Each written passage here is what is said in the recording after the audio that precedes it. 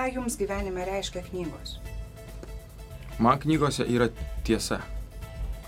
Aš būdamas moksleiviu galbūt mažiau skaičiau knygų.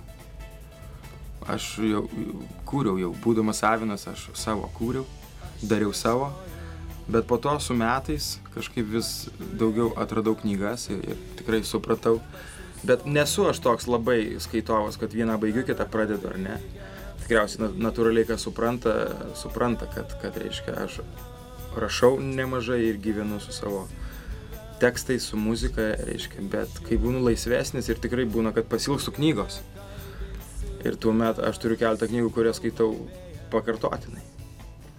Man patinka rytų filosofija. Labai atsimenu, buvo laikotarpis, kai mes labai skaitėm Remarką. Tai čia buvo visas knygas perskaitėm.